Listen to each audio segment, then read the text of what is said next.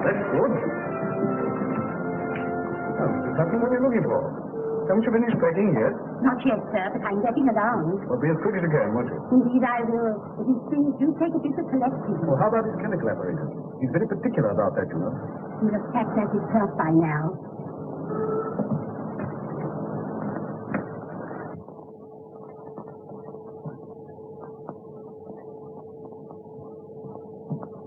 Really, Holmes, this is too bad. You realize that my wife and the rest of the furniture will be here at any moment.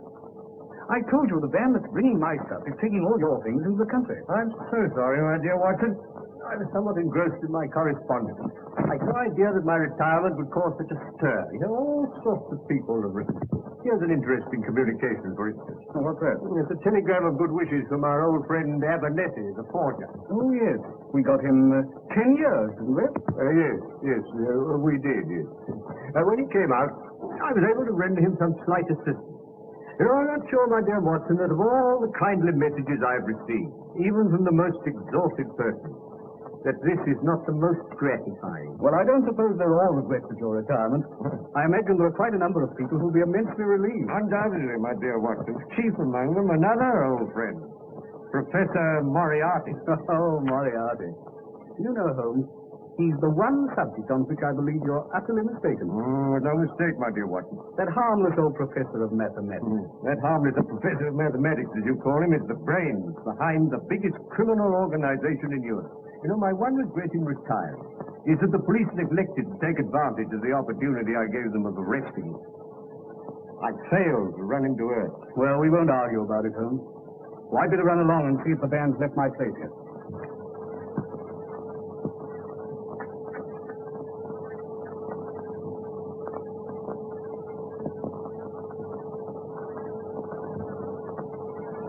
Excuse me, Mr. Holmes. There's a gentleman outside. Wants to see you very particular. Oh? What's the gentleman like? He's an old gentleman and very tall. Ask him to come up. Yes, sir. Another well-wisher.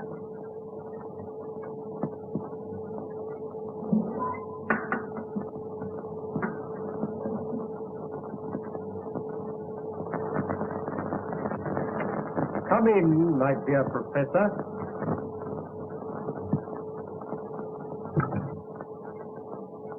May I point out, Mr. Holmes, that it is a very dangerous habit to pin a loaded revolver in the pocket of one's dressing gown? Just a slight precaution, Professor.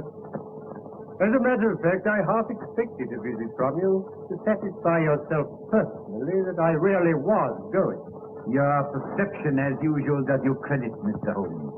I must confess that, personally speaking, I cannot regret your intention to retire. I can well believe you, Professor. I also feel that from your own point of view, it is a very wise course. In fact, it is the only course possible. I'm afraid I don't quite follow. Do you not, Mr. Holmes? Allow me to refresh your memory.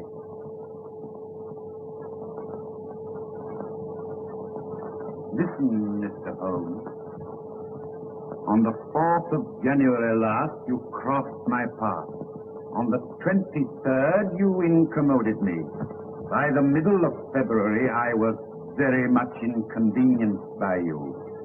And at the end of March, I was seriously hampered in my plans. The situation, in fact, had become an impossible one.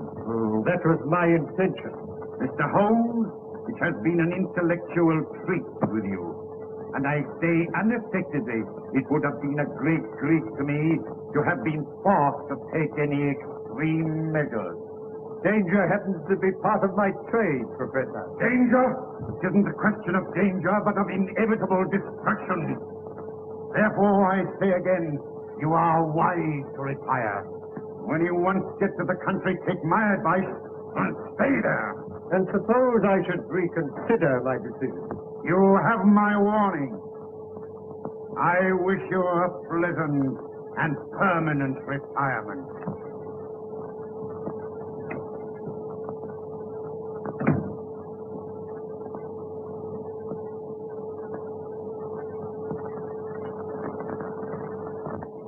Now see here. Colonel Moran. How much longer have I got to wait? Where is this Mr. Moriarty? He's received your message, and he'll see you as soon as it's convenient to him. Waiting here for 3/4 of an hour. Who the devil does he think he is? If I may give you a word of advice, Mr. Balding, I should moderate your tone a little when you meet the professor. Is that so?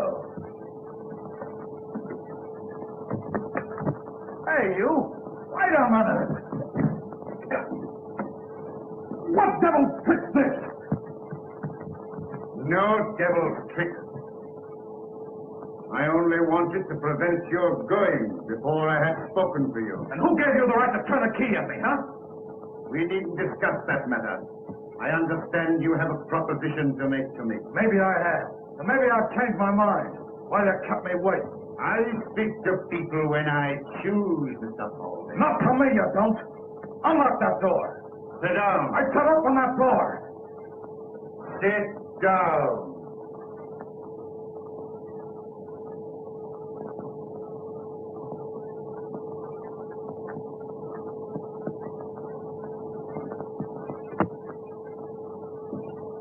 You're merely wasting time. You traveled here on a false passport, and the American police would be interested to know your whereabouts. So you will do as you're told. Okay, Mr. Moriarty. I understand you represent an American society which is anxious to remove one of its ex-members, who is now living in this country under an assumed name. That is so. And you wish the aid of my organization. What do you propose to pay? $50,000. Reasonable. Now you will tell me all you know about this man, how you traced him to England, when he arrived here, and in what part of the country he was last heard of. Colonel Moran speaking. Yes, he's interviewing the professor now. Yes, we're quite satisfied with his credentials. It's simply a question of whether the professor decides to take up the case or not. I will take up the case, Mr. Balding, on one condition. Yes? That you place yourself entirely in my hands. Carry out my instructions implicitly and obey my slightest order without question. Very well. Good. You will now return to your hotel. You will make no move whatever until you hear from me. When's that likely to be? It may be a week. It may be a month. Rest assured you will hear from me. When I am ready, your orders will be delivered by hand. You understand? Yeah, I get you. Very well. You will now find the door open. Good day. Okay. I'm relying on you, Professor. Oh, by the way, don't forget...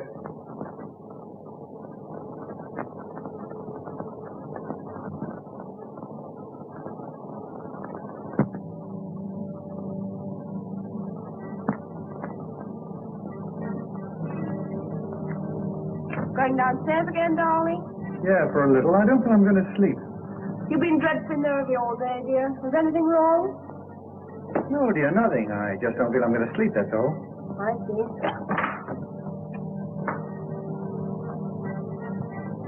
Hi, Jack. Anything wrong? No, I really have my glasses downstairs, that's all. Not much. Go right, Jack.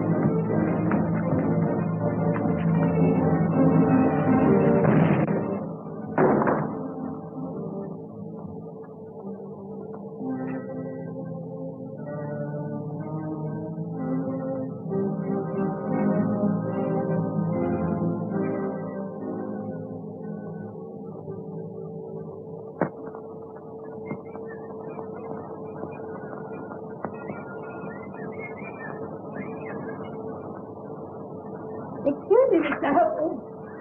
I'm so sorry, Mrs. Hudson. Is Mrs. Watson coming down with the doctor? No. No, she isn't. I gather that she's too busy in Baker Street. Oh, so it knows he's the doctor. Yes. Is it or doesn't doctor? Oh. Oh, here he is. Good morning, Holmes. Oh, my dear Watson. I'm delighted to see you. Good morning, Mrs. Hudson. Good morning, Doctor. Well, how are you? Oh, I'm much better, thank you. What are you? You're looking better. I hope Mrs. Hudson's seeing that you have proper meals.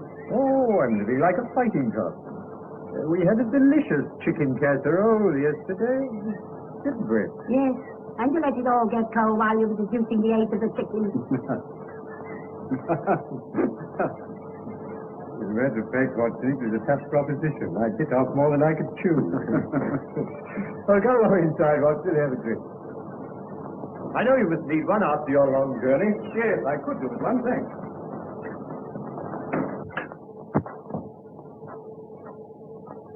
Oh, this is very nice, Holmes. No, help yourself, Watson. Thanks. It's sulfuric acid. You're developing a curious sense of humor, Watson. So, I'll do with her. Well, have you settled in comfortably in Baker Street? As far as I can see, we are, but Mrs. Watson doesn't seem to think so. Oh. No, you've been moving things about a bit. Yes. You moved your shaving mirror over to the fireplace. Yes, that's right. My wife has a dressing table where we used to have. How did you know? My dear Watson, you're a man of precise habits and considerable regard for your personal appearance. It is observed that whilst the right-hand side of your face is closely shaved, the further we get to the left, the more careless your shaving appears. Till we come to the angle of the jaw, where it is positively suddenly. See, I deduce, therefore, that you placed your shaving mirror where the light strikes on the right side of the face. The bed must obviously be across the end of the room, therefore the fireplace is the only place left which could produce that result. Amazing, Holmes. Elementary, my dear Watson. Elementary. Oh, by the way, I've got a letter for you. Oh, thanks very much. Hello. This is interesting. No? This is a letter from Porlock. Well, who's Porlock? Well, it's rather difficult to say. It's a gentleman of many aliases. Wouldn't be of any importance except for the fact that he's one of Moriarty's creatures. Oh, I see, Moriarty. A link in the chain. It's a good way down the chain. Not a very good link.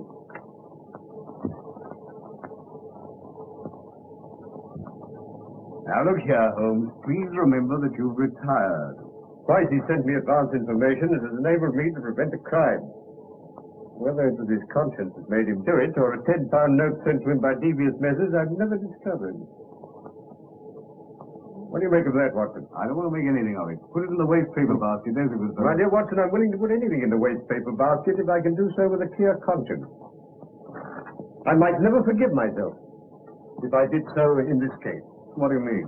I mean that something sinister is afoot, Watson. Just cast your eye over there. Obviously in cipher. How true, Watson, how true. I'm glad you spotted it. Yes, there's only one word, Bolston. And then there's a series of numbers that obviously represent other words. The problem is taken from some book. Now, the point is, what book? Well, why doesn't the fool tell you? My dear Watson, send the key of the cipher in the same envelope as the cipher itself. Oh, no, my dear fellow, the key will probably follow in another envelope. And meanwhile, it might be instructive if we try to decipher this ourselves. Now, the cipher message begins with the number 534. Well, that's probably page 534. So we've got a large book. The next line is C2. What do you make of that, Watson? Chapter 2, of course. Well, hardly that, Mr. Watson. What size book would it be if chapter 2 were on page 534? For column length. Brilliant, Watson, brilliant. Really, you're scintillating this morning. Now, we've got a large book, printed in double columns. Any other suggestions? The Bible? My dear Watson, you sell yourself. As I remarked just now, Porlock is one of Moriarty's men, and I can hardly imagine any less likely book in his possession than the Bible. No, the Bible has too many editions. No, this must be a standardized book, and page 534 will be the same in all copies. Try again, Watson. How about Bradshaw? For the ABC. Well, that's a good idea, Watson, but if I may say so, it's not quite good enough. I know, Whitaker's Almanac. Now, come along, and let's see what page 534 has in store for us. Just write this down.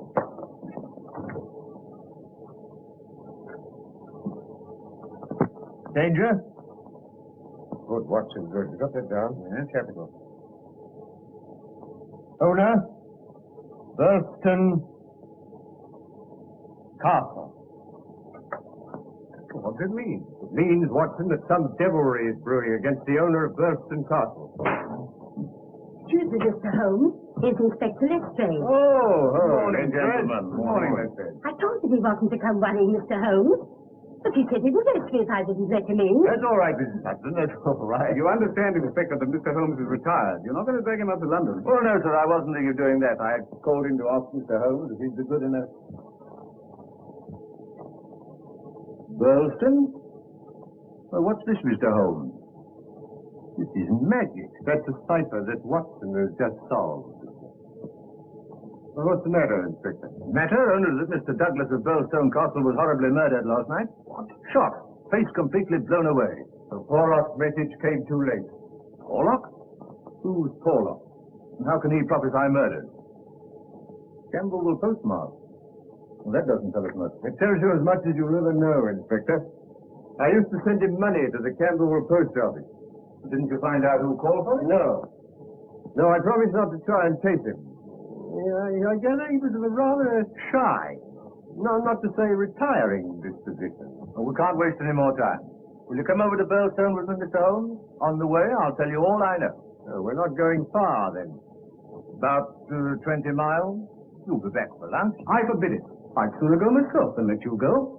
Excitement's bad for you. I appeal to you, Inspector. He really ought not to go. My dear Watson, I appreciate your thought of it.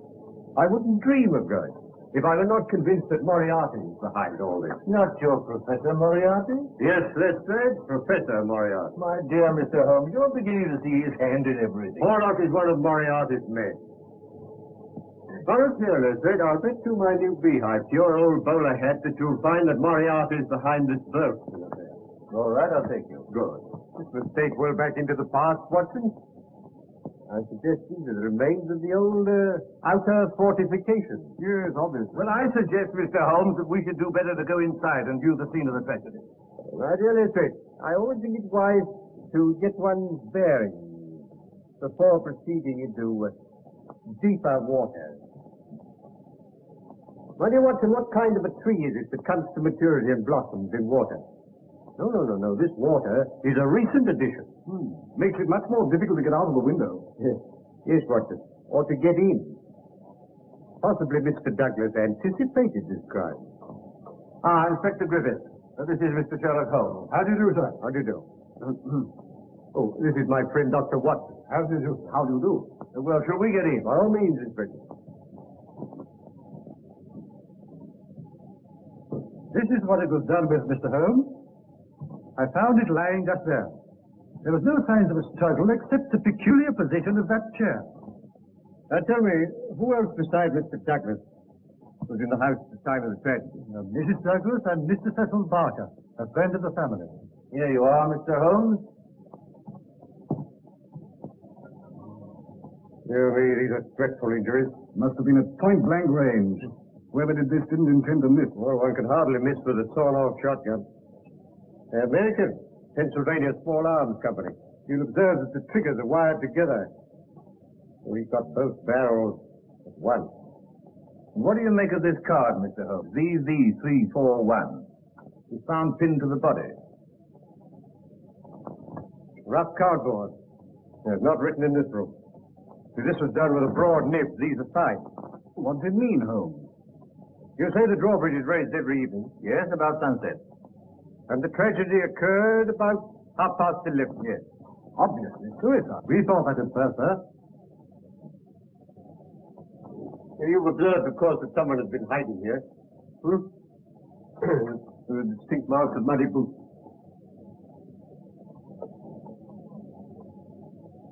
When were these curtains drawn? At dusk. So the men must have got in after the curtains were drawn and before the bridge was raised. Yes, but I observed when I arrived that the moat doesn't extend right round the castle. The ruined tower at the end of the building is accessible without crossing the drawbridge. Yes, but the only way from the tower to this part of the house is through this solid oak door, which is always kept locked.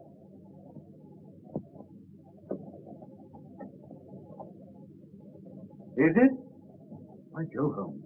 It doesn't seem to be locked now, does it? Well, that's funny. I always Yes, understood. we'll return to that later. Meanwhile, I must ask you to make no reference whatever to it. Now I think we'll have another look at the body. Oh, and I should like to have a word with that Mr. Cecil Barker. Very good, sir.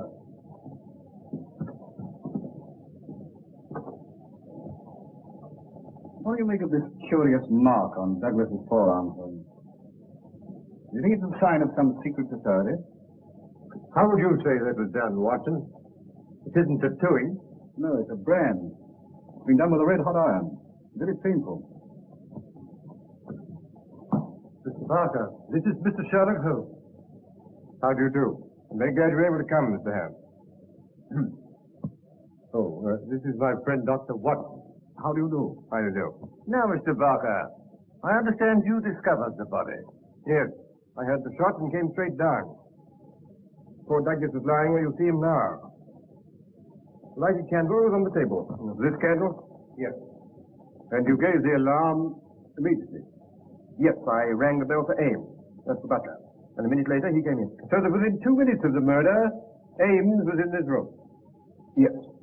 What was the first thing he did? He put that lamp he was carrying on the table. It blew out the candle. As a matter of fact, I was here so quickly myself after the shot. I must actually have been in the room while the murderer was escaping through the window. Why do you say through the window? Because there's no other way out. That door to the tower is always locked. But we just... Now tell me, Mr. Barker, did Mrs. Douglas come in here after the tragedy? No, I was able to stop her just in time. How long have you known Mr. and Mrs. Douglas? About a year. I met them when they first came to Pittsburgh. How long have they been here? About 9 months. You don't know anything about Douglas's past life. Sure, he used to live in Chicago. You never heard him speak of any secret society. Funny you should mention that. He never told me about it himself, but I always got the impression that he was a member of one, or an ex-member. You don't know what that mark on his arm was? No. I've seen it often, of course, but he never told me what it was. I never liked to ask him. It was one of the things that rather made me wonder about that secret society. Anything odd about his behavior at any time? Well, he hated meeting people. In Switzerland, he hardly ever moved from his chalet in the mountains. Rather made me wonder if somebody was after him. When he suddenly packed boat to England, it made me wonder all the more. Come in. Excuse me, sir, but Mrs. Douglas would like to see Mr. Holmes when he's finished his investigation in this room. Oh, certainly.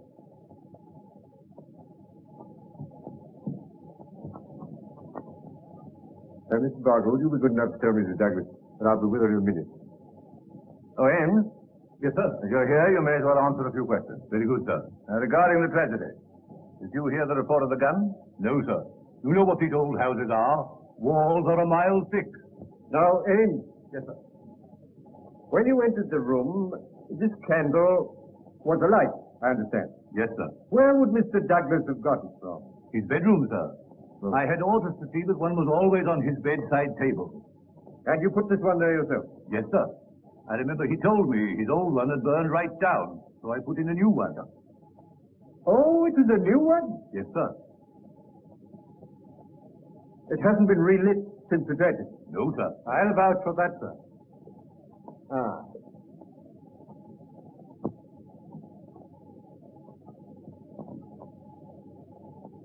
Did these candles come out of the same box as that one on the table? Yes, sir. Yes. Yes, thank you. Have there been any strangers about the place lately? No, sir. Oh, wait a minute. An old gentleman did call a little while back to look over the ruin part. But we often have people come to see that. It dates from the Norman Conquest. Quite. Quite. Well, there's nothing more that you can tell me, eh? No, sir. I can't make head or tail of the whole thing. Fairly beats me. And the wedding ring being missing, too. Wedding ring? Didn't Mr. Barker tell you? Not a word. What about the wedding ring? The master always wore a plain gold wedding ring under the one with the rough gold nugget on it. Under? Yes, sir. I never saw him without it. And for the murderer to take that and leave the other seems so strange, doesn't it? Yes. Yes. Oh, there's just one more question, Abe. Did your master ever do exercises in the morning? Yes, sir. Every morning. As regularly as clockwork. I see. Thank you. Thank you. Will that be all, sir? Yes, thank you.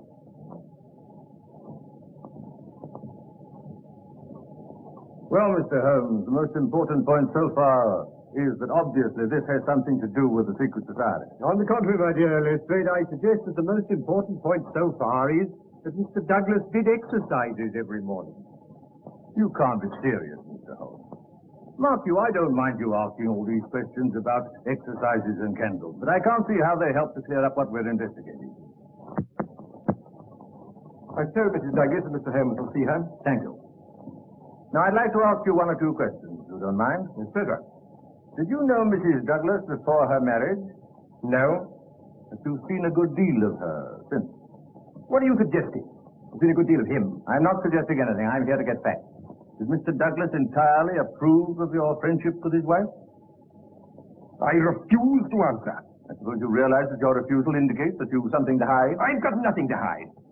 I can't help what it indicates to you. Now, look here, sir. It won't do any good to adopt that attitude.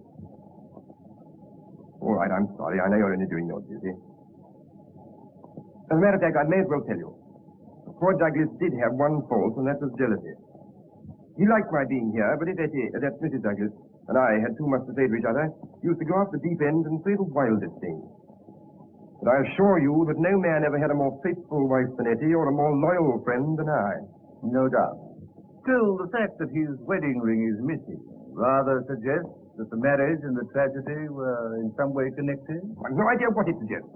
If you're insinuating there was anything between me and Mrs. Douglas, you're on the wrong track, that's all. I don't think I've anything more to say to you.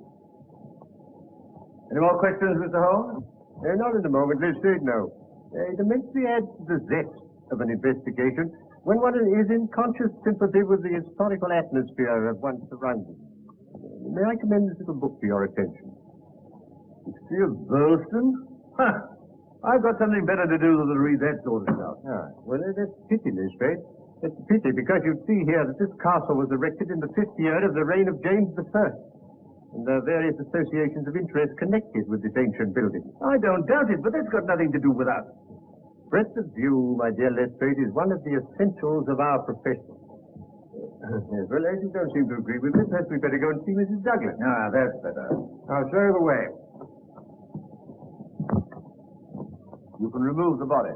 Very good, sir.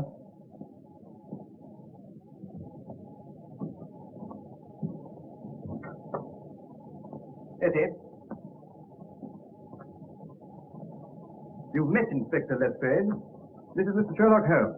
How do you do, Mr. Holmes? How do you do? Well, may I present my friend, Dr. Watson? How do you do? It was good of you to come, Mr. Holmes. Not at all. I hope I may be of service to you.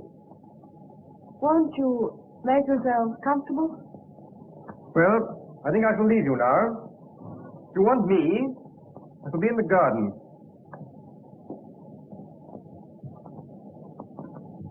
Now, Mrs. Douglas, I wonder if you can give us any help.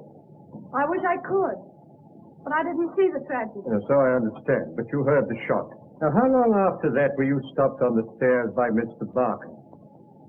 A couple of minutes. I just had to put on a wrap and some slippers. How long had your husband been downstairs before you heard the shot? 2 or 3 minutes. Not more than 5. Where were you married, Mrs. Douglas?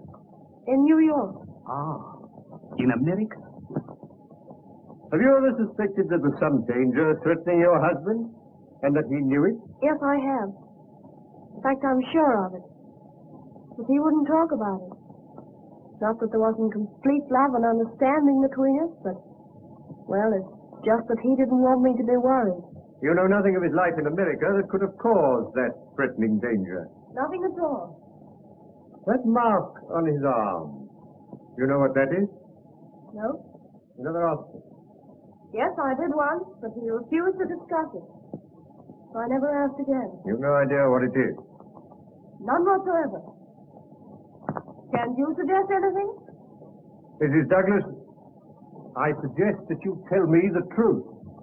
Mr. Holmes! You know perfectly well what that mark is. You couldn't possibly have lived in America without knowing. That mark is the brand of the Scourers. Scourers? Yes, an American secret society which terrorized the coal districts of Vermissa, and which was broken up some years ago. Well, I'm bound to admit, Holmes, I've never heard of them. Now, I can well believe that, Watson, but I can't believe that Mrs. Douglas has never heard of the Scourers, because her husband was one. All right, Mr. Holmes. I'll tell you the truth. I think that will be the wisest course. I'll tell you the story of Vermissa Valley, the Valley of Fear. 2 years ago, I lived at Vermissa with my father. We used to take in boarders occasionally. And one evening, I went down to the depot to collect a package. And I met a young man who'd just come off the train. His name was Murdoch, and he was looking for lodging.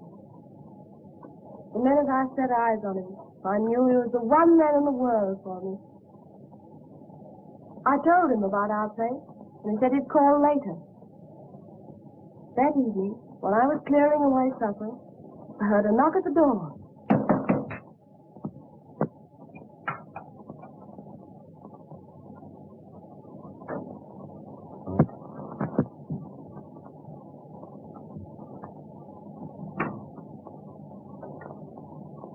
So you've turned up, Mr. Murdoch. I sure have. I try to make it a habit to keep my word.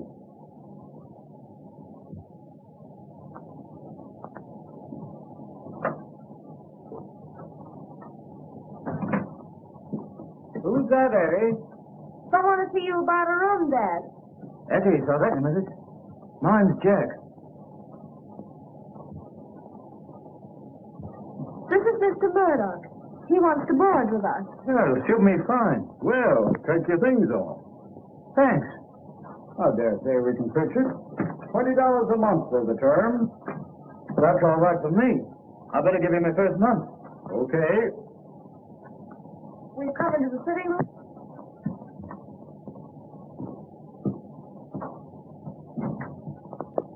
Well, this looks pretty good to me. Won't you sit down? You know, I don't think I'm going to feel homesick. Oh, we'll try to make you comfortable. Don't you worry, Eddie. This is going to be more like home than any place I've been in since I come to the States. Oh, you're not American then? No, as a matter of fact, I was born in England, but I've been here the best part of my life. Oh.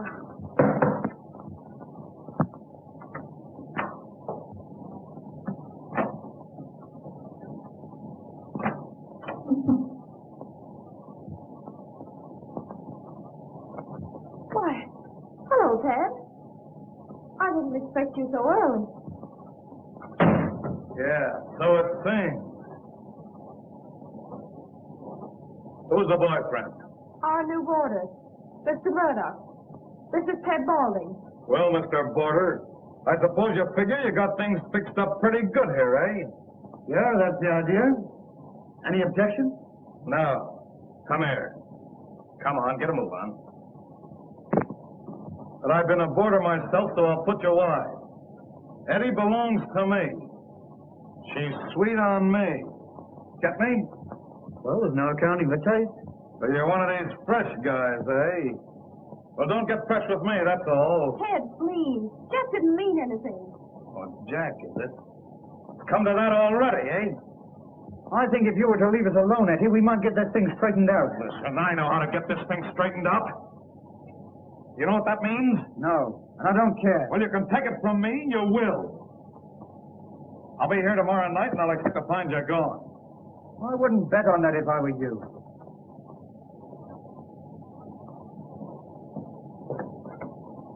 You'll be sorry you ever came here before I'm through with you.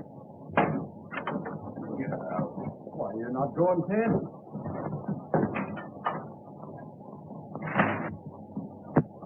Say, Eddie, what's the matter with Ted?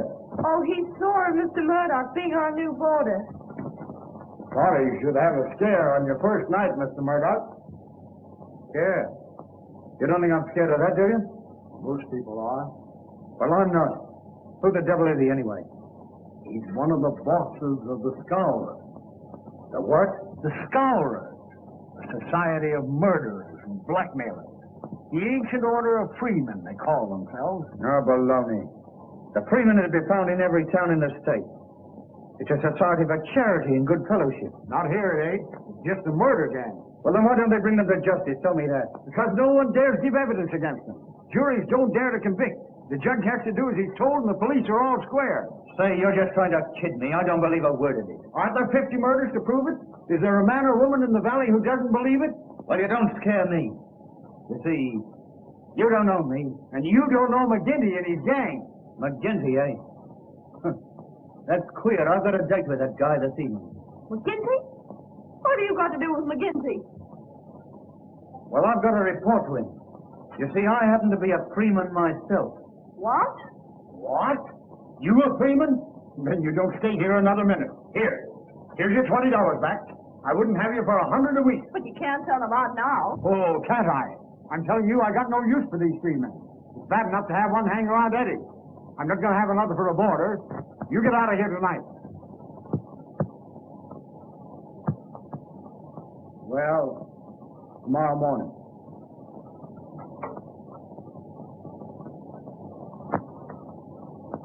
I'm sorry. That's all right. But don't make any mistake. I'll be seeing a lot of you. It's no good. With Ted Boulding. Tell me, Eddie. You're not in love with Boulding, are you? You're only afraid of him. If you'd have met me first, would I have had a chance? I wish you had been the first. That's all I wanted to know. Oh, Jack, I'll never believe anything bad of you. Not whatever happens. Well, I wouldn't be too sure of that, Eddie. Still, even a guy like me can be on the level with a woman. Well, I'll begin down to McGinty.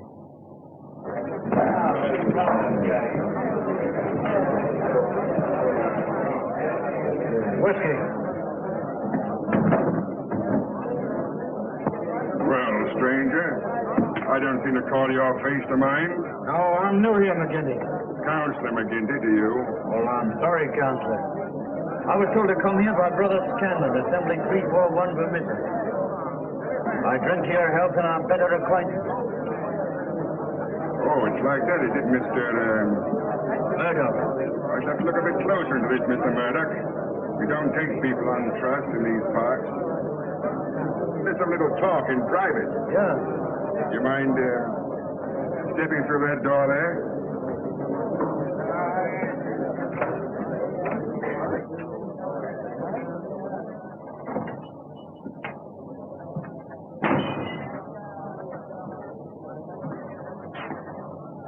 Look here, my joker. If I thought you were playing any games on us, it'd be short stripped for you. A strange sort of welcome for a brother. Where were you initiated? Assembly 29, Chicago. What are you doing here? Looking for work. Why'd you leave Chicago? I'll tell you that. Why not? Because the rules say that one member can't tell another a lie. Oh, you mean the truth's too bad to tell, eh? Put it that way if you want to. Now listen here, mister. You can't expect me as boss to let into this assembly anything for whose past I can't answer. Hey, you wouldn't squeal if I showed you something, would you? Well, wipe my hand across your face and talk to me like that. I'm sorry, I didn't mean it that way. Oh. Here. Take a look at that. Oh. Your work? Sure. Why'd you shoot this guy, Pinto? Well, he threatened to squeal on me. So I croaked him and beat it out here. The thought of murder would be welcome out here, eh? Yeah, you've said it. You ought to go far. You look like being a pretty useful brother to us. Didn't flinch when I put the gun on you either. You were the one in danger, boss. I got you covered from the first. And I guess my shot would have been as quick as yours.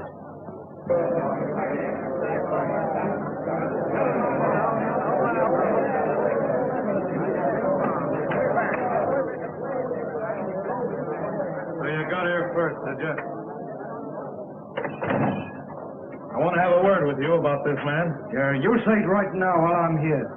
I'll say it how and when I please. I'm content to leave it to you to judge between us, Counselor. Well, what is it? Well, a young lady. I think she's free to choose for herself. Is she? As between members of the assembly, I should say she was.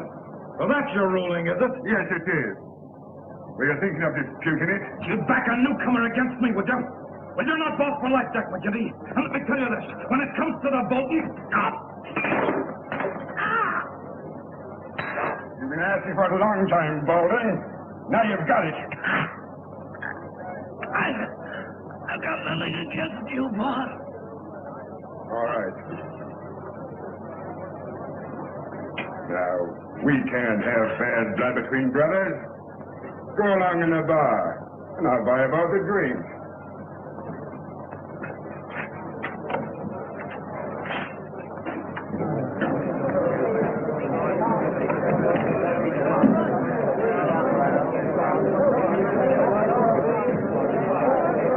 We've not met before. You're the new captain? You guessed it. I'm Captain Moore. Oh, we can do without you. We got pleased enough of our own without importing any. Hello. Here's an old acquaintance. I'm no friend of yours or any other cause. You're Jack Murdoch of Chicago, all right, and don't deny it. I'm not denying it. Why should I be ashamed of my name? Well, you ought to be. What the devil do you mean? You can't pull that stuff with me. I'm Marvin of Chicago Central. We haven't forgot the shooting of Jonas Pinto. I never shot Pinto. Denied impartial evidence.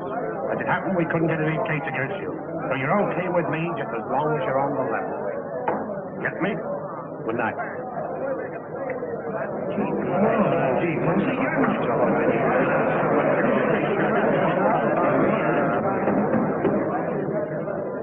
Well, boys, here's a new brother from Chicago. We'll just have drinks all round, and then we'll swear him well and truly into the assembly. We got a special initiation here in Vermissa Valley, and you can't be one of us till you've been through it. That's okay with me.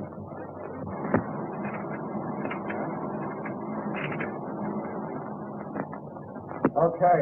Brother Murdoch, can you bear pain? As much as anyone, I guess.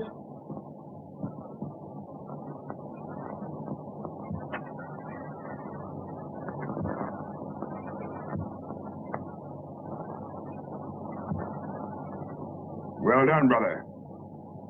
Now, one last word. You'll obey my rulings at all times, and the penalty for breach of faith is inevitable death. I understand. Well, boys, we must get to the business of the evening.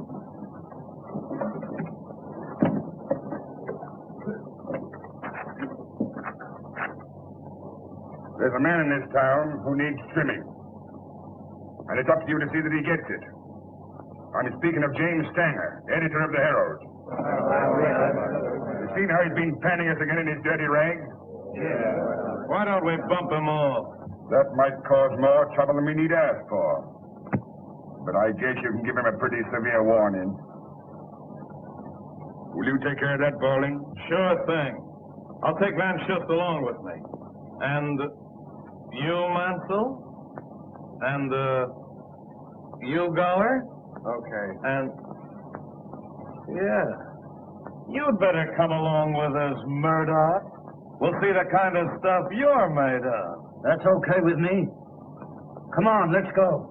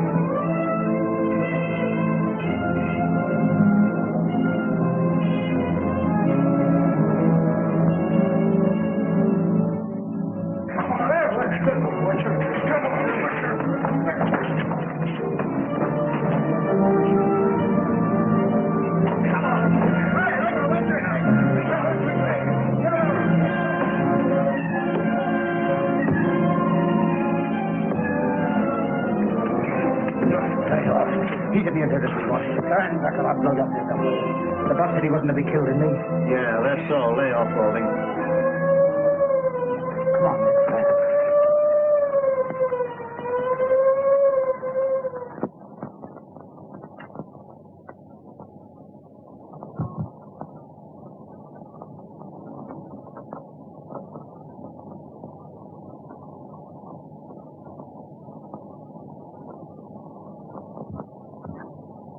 Oh. I'm sorry, Counselor. I'm not much of a visitor, Murdoch, but I thought I'd stretch upon your case. I'm honored. But how'd you know I was here? I only came this morning. It should be enough for you that I do know. It may be enough for most men, but not for me. So you're a queer guy. Scanlon told me, if you must know. Lives here too, so he says. Yeah. Have a drink. Sure.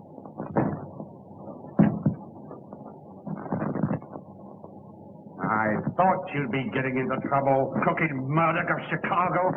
He's a friend of mine, and I'll answer for his conduct. Well, what am I being accused of? Beating up old Stanger of the Herald last night. Not your fault, it isn't a murder charge. Say, I can bring a dozen men to prove he was playing poker with me. You'll not be able to hold him, Captain Marvin. I wouldn't bet on that. Take him away, boys. Any funny business, shoot him.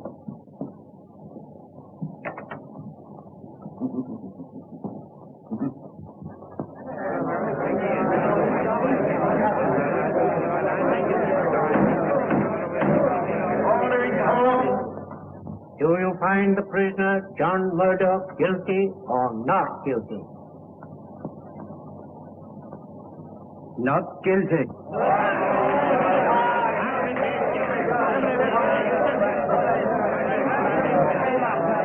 Court adjourned.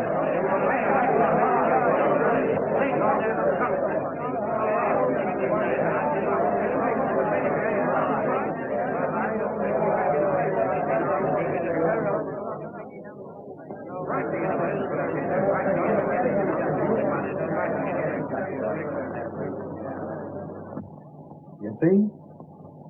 I told you you needn't worry.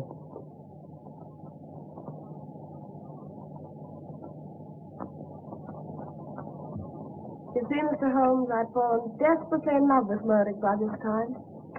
Broke my heart to find him going from bad to worse. But he was always straight with me. I see. And was Murdoch taken completely into the confidence of the Scourer? Yes. In 6 months, his name was a byword in the valley. People were as scared of him as they were of McGinty. Pray proceed, Mrs. Douglas. One night, he and another man were sent to shoot one of the most respected pit managers in the valley. I thought something awful was going to happen. I didn't know just what.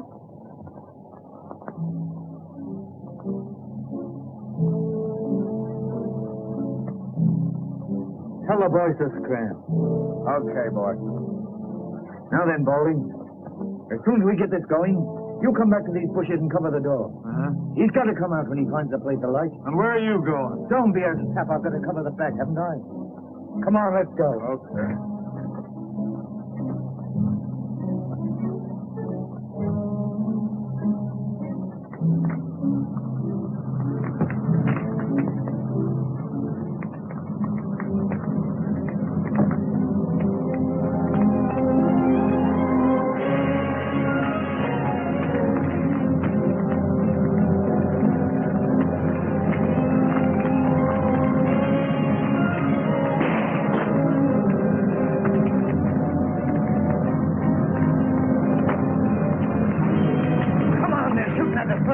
I know they got me. Oh, come on then.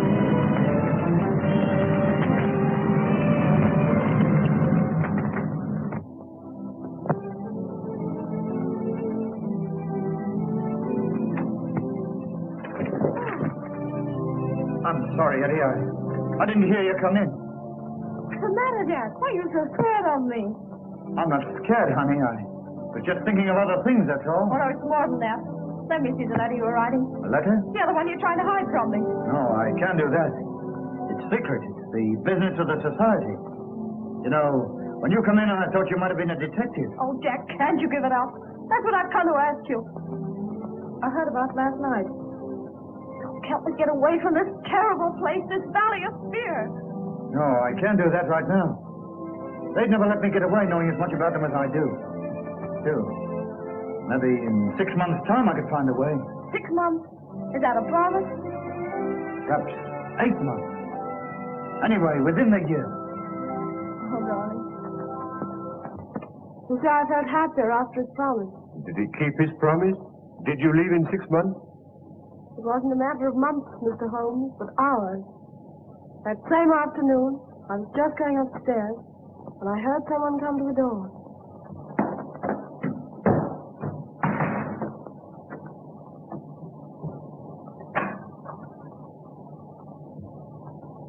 What's the matter, Jack? Trouble afoot. Police? Yeah. A Pilkington detective. Yeah, that don't mean anything to you, I know, but I'm too deep in this thing. I've got to get out. Tonight. And you want me to come with you? Yeah. I'm a strange sort of Romeo for a kid like you, but I'm on the level with you, I think. And we quit tonight? Sure. Is there any danger? Maybe we can stall the danger off, maybe we can't. Anyway, you be ready in case I come for you. I will, Jack.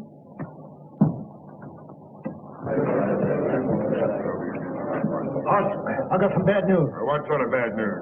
Well, I can't tell you in public, but let me collect a few of the boys and go into your room and discuss it. Okay, carry on. Orleans, Cormac, you go. Down. Ansel, come into the boss's room, will you? Yeah, and you too, Willoughby. Okay.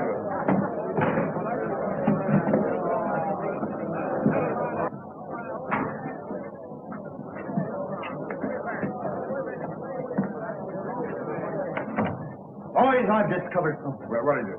There's a fellow called Bertie Edwards among us.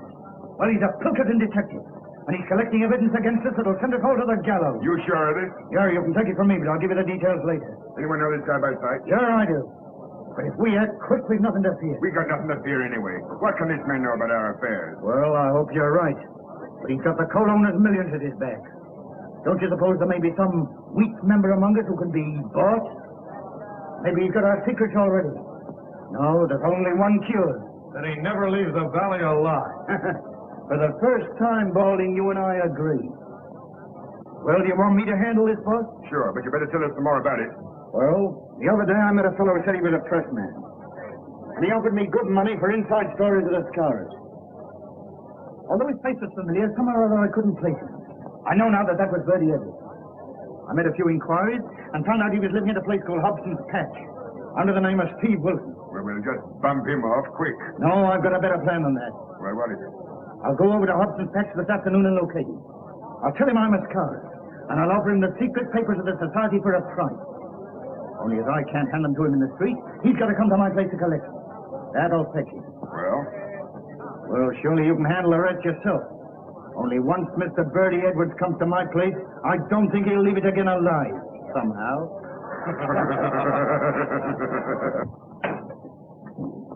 Oh. Well, he's coming. Good.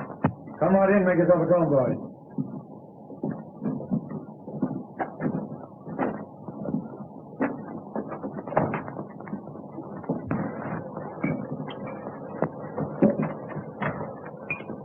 You think he knows much?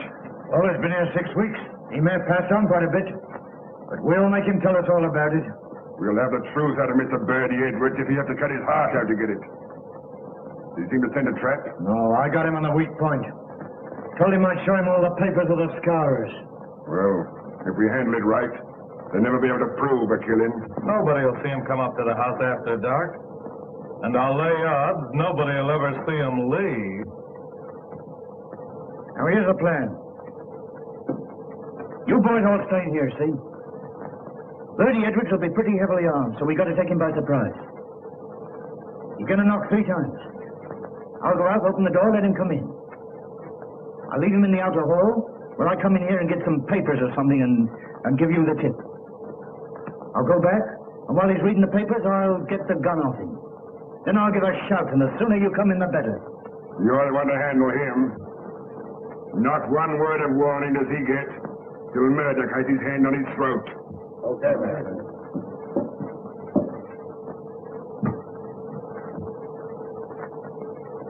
Pity you haven't got shutters on your windows. Don't you worry, we won't be spied on. Perhaps he won't come. He's as eager to come as you are to see him. He may be here any minute. Now keep quiet. Not a movement till I give you the sign.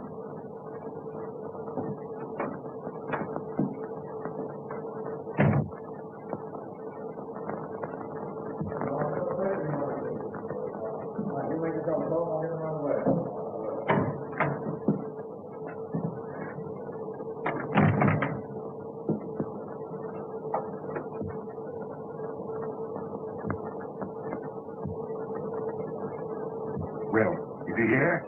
Is Bertie Edwards here? Yeah, he's here all right. I am Bertie Edwards. I'll get you for this, you rotten cop.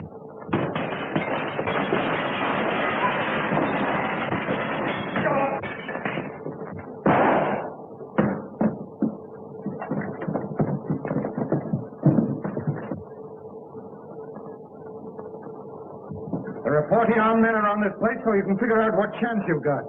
You dirty, stinking double-crosser. There's something I'd like to say to you fellas before we part. Next time we meet, you'll all be in the dark. Well, I can put my cards on the table at last. I am Bertie Edwards of Pilkington. I played a pretty dangerous game in breaking up your gang. And no one knew I was playing it except Captain Marvin here and my employers. You think the game's all over, don't you, Mr. Clever Guy? Well, let me tell you this. You'll be hunted down whatever you go to. The scourge will get you even if you go to China. Yeah? Well, I'll take a chance on that. You all fell for my supposed criminal record, just as I thought you would. I've stopped as many crimes as possible. How many times have you fellas been to get your man and found he's gone to someplace else? Well, that was my doing. Yeah, and that was my doing, too. Only I was just too late to save a man's life. But when I found the secret was coming out, well, I got to act quick. And so I'm able to hand over to Captain Marvin the worst gang of murderers this country has ever known. Handpicked by me. I told you when you joined us, the penalty for breach of trust is inevitable death. And you'll find that's true. Take him away, boys. Well, Bertie, the boss will be pleased. You sure got results. Yeah, but I wouldn't go through all this again for all the money in the States. That's the whole story, Mr. Holmes. McGinty and a dozen others went to the gallows.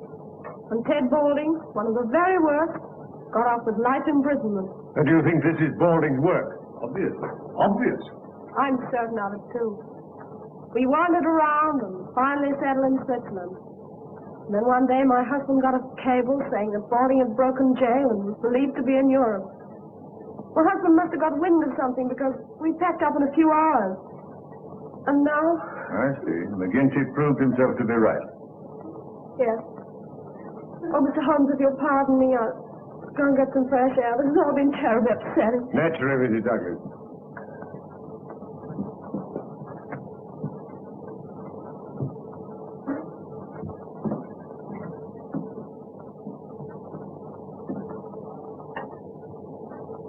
Well, that's all clear as crystal, Mr. Holmes. All we've got to do is to find Balding, and that shouldn't be difficult. Ah. They may even have got him by now.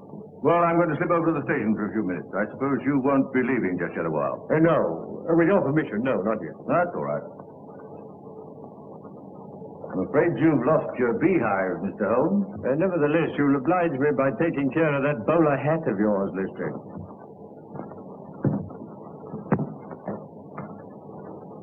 Well, it didn't take us long to solve that. But I'm sorry for Mrs. Douglas. Strikingly pretty woman, don't you think? You see, I didn't notice. Really, Holmes, there's something positively inhuman about you at times. My dear Watson, I never allow my judgment to be biased by personal qualities. I can assure you that the most winning woman I ever knew was hanged for poisoning 3 little children for their insurance money. Oh, I see.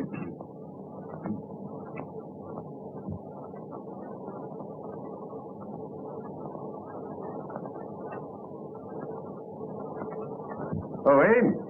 Yes, sir. Is there anything I can do for you? You said your master used to do exercise. Did he use dumbbells? Yes, sir. 1 or 2? 2, of course. And you said he used them every morning. What about yesterday? Yes, sir. I remember him doing them. Where? Down here? Yes, sir. He used to say he liked plenty of elbow room. Yes, thank you, Ames. Thank you. Will there be anything more, sir? No, nothing more.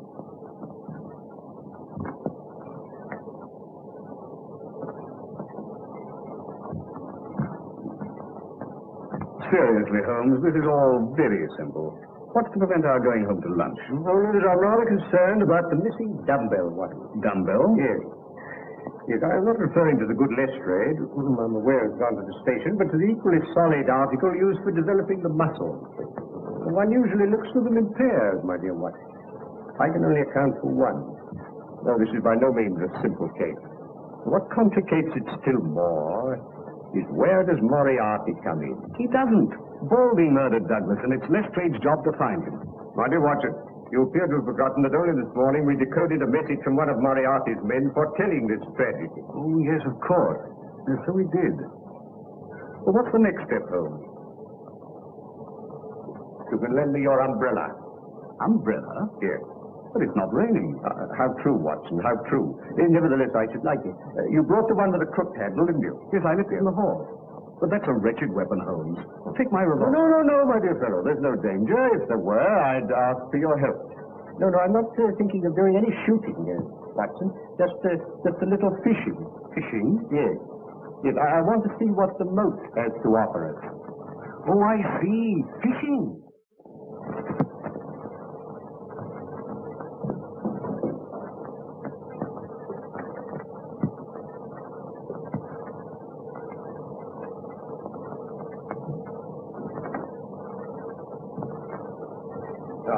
Thank you, Watson. Thank you. Oh, by the way, where did Mrs. Douglas go when she left us? To the bottom of the garden. I saw her from the window. She was heading straight for the pergola. As I thought, Watson, she's probably talking things over with Barker. Now, look here, Watson.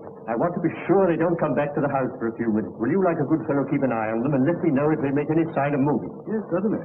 I wanted to offer her a word of sympathy.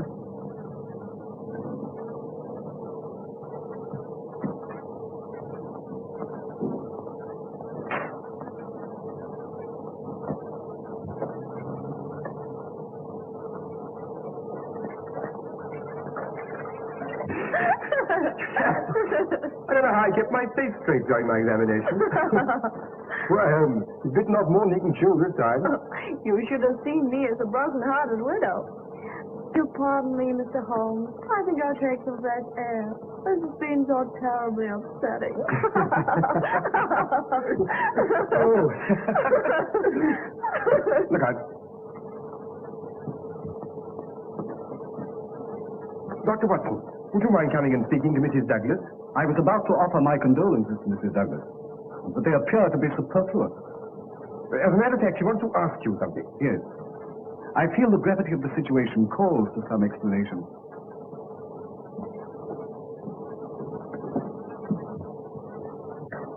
I'm afraid you must have thought my behavior very callous, Dr. Watson. Your behavior is not my business, Mrs. Douglas. But I must admit, I find it a little difficult to reconcile with the circumstances. What did you want to ask me? If I was to tell Mr. Holmes something in confidence, would he tell the police? I can't answer that. In other words, is Mr. Holmes working with the police or on his own? That I can't answer. Well, could he get rid of the police? Tell them he was satisfied and send them away? Certainly not. Mr. Holmes is an independent investigator, but I feel certain that he would withhold nothing from the officials that might help to bring the criminals to justice. If you require any further information, I refer you to Mr. Holmes.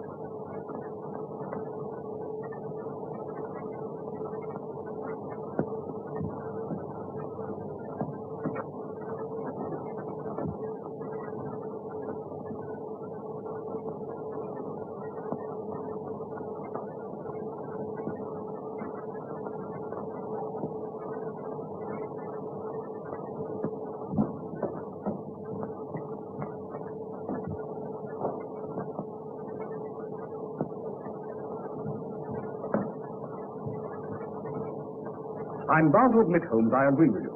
This case isn't so simple after all. On the contrary, my dear Watson, to me it becomes clearer every minute. But don't worry.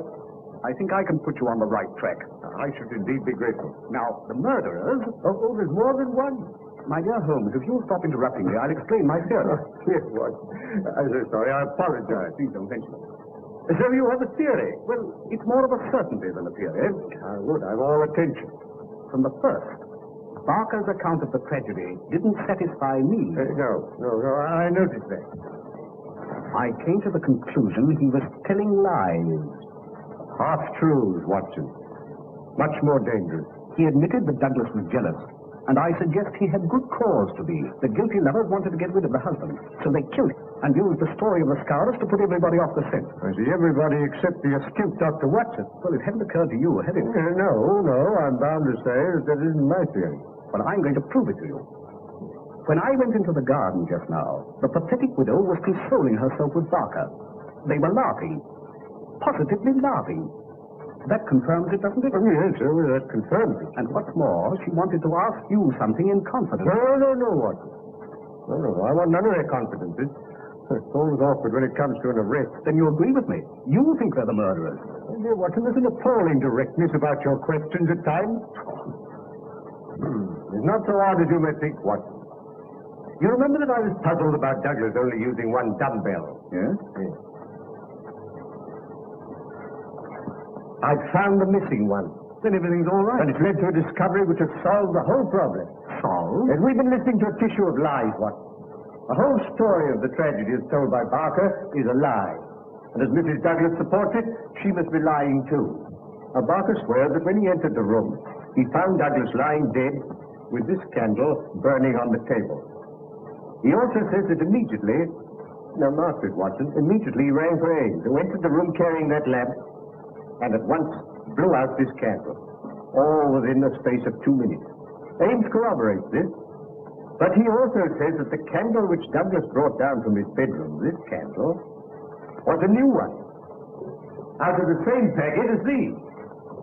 Now, what sort of a candle is it, Watson, that burns that amount in a few minutes? By Jove, Holmes, I believe you've got it. And moreover, if Barker's story were true, the assassin had less than a minute in which to remove 2 rings and replace one. Remember, the wedding ring was under the other one. Pin that card to the body, cross the room, and make good his escape. No, Watson, it's false every word. Oh, that's a kindly thought, Ames. Oh, Ames, can you remember what kind of shoes Mr. Barker was wearing when you found him in here after the tragedy? Yes, sir. Bedroom slippers. And a nice mess they were in. Could you conveniently lay your hands on one of those slippers? Yes, sir. Mr. Barker changed them in here for his shoes before he went for the police. Oh. Would you bring them over here, Ames? Yes.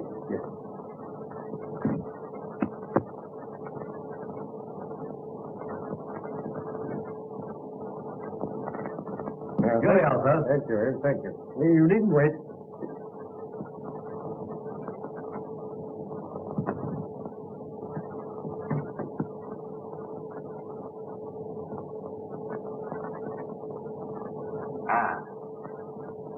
As I thought. It fits exactly. You mean Barker made that mark himself? It's part of this deliberate conspiracy, Watson, to hide the truth. Then why don't you arrest him? And Mrs. Douglas? My dear Watson, if you asked a good Lestrade, I think he would.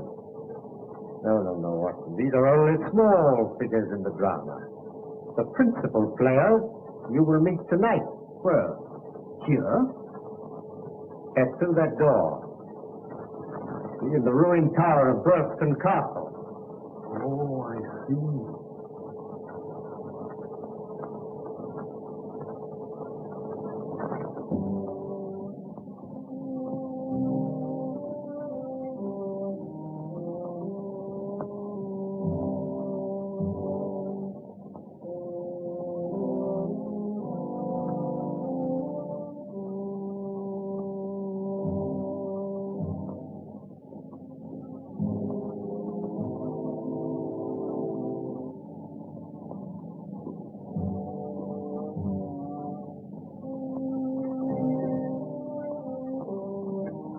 What's the idea, Mr. Holmes?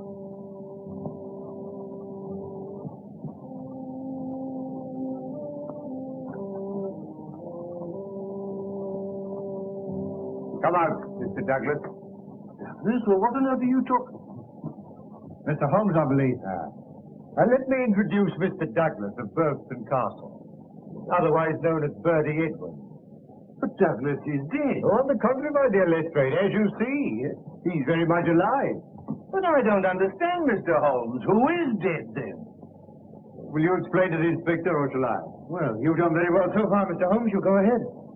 Well, Lestrade, it is quite a simple case. Maybe quite simple to you, Mr. Holmes, but how did you arrive at this solution?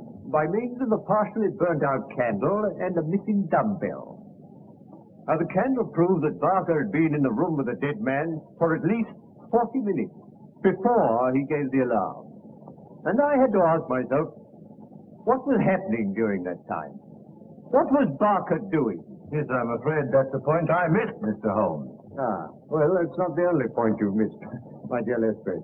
Now, Mr. Douglas was being hounded by the Scarers who'd sworn to kill him. So he retreated to this castle where he took every precaution against intruders. But Balding succeeded in entering during the day, unseen. That night he attacked Mr. Douglas with a knife. It was knocked out of his hand. So he had to use the noisier weapon, the shotgun, which in the struggle went off killing Balding and mutilating him beyond recognition. Oh, I see. Oh, well, that answers your question, Lestrade. But what about Barker? Barker, my dear Watson, on hearing the shot, came down at once. And in order to put the Scarers off the scent, they dressed Balding in Douglas's clothes. The Scarer's mark on the arm completing the deception. Balding's own clothes, Barker waited with a dumbbell and threw into the moat. Douglas then got dressed, took some food, and went into hiding. And that's what happened, Watson, while the candle was burning down. You see, Lestrade? Am I right, Mr. Douglas? I can certainly hand it to you, Mr. Holmes. Yes. Yes, you came across one little difficulty, however. When you placed that gold nugget ring on Balding's finger, you intended to place your wedding ring there also, eh? But you couldn't get it off, could you? No. Though I've been in a country where wedding rings slip off pretty easily, mine wouldn't. But how did you guess that Mr. Douglas was concealed here? It isn't a question of guessing, my dear Lestrade. The clue was supplied by that interesting little book on Burton Castle that I once offered you. A clue which was amply confirmed by the equally interesting plan I found in a pocket of Balding's coat. Amazing, Holmes. No, simplicity itself, my dear Watson. Well, now that the case is complete, I suggest we go over to the house and discuss Mr. Douglas's position. No, you're too hasty, Lestrade. I haven't yet introduced you to the principal figure in this drama, the brains behind it all. Not your Professor Moriarty, surely. Moriarty? Well, who's he? My friend Dr. Watson will tell you later. Come, gentlemen, we must lose no time.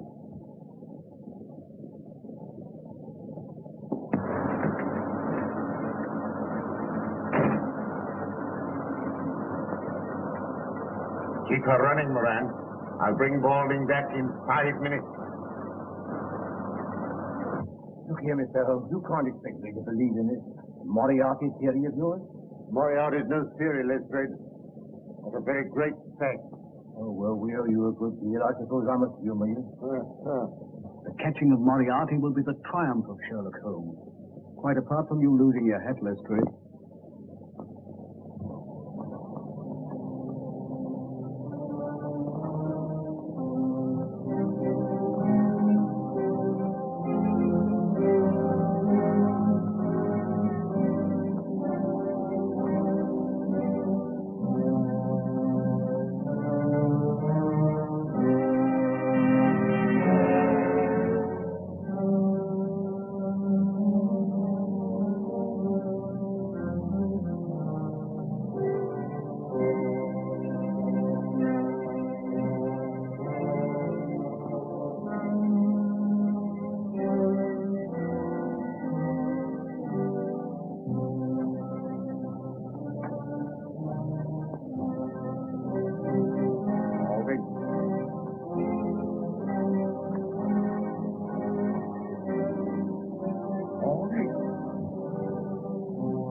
Balding failed to carry out your instructions, Professor. Oh, you're in this, are you, Holmes? Well, I warned you.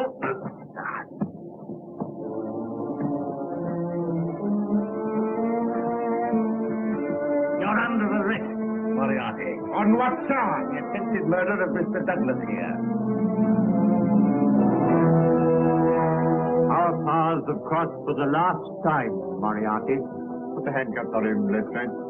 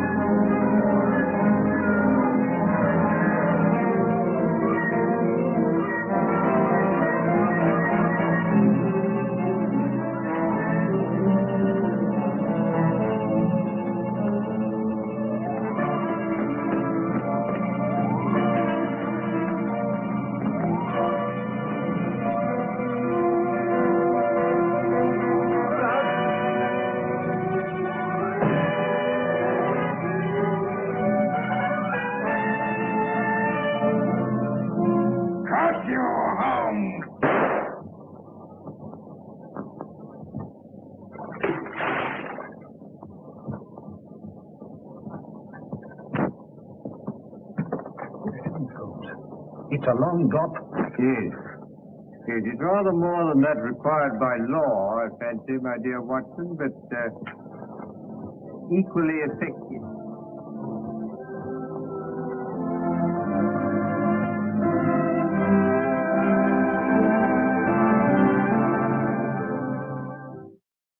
Thanks for watching. Don't forget, hit that like button and the subscribe button. Thank you very much.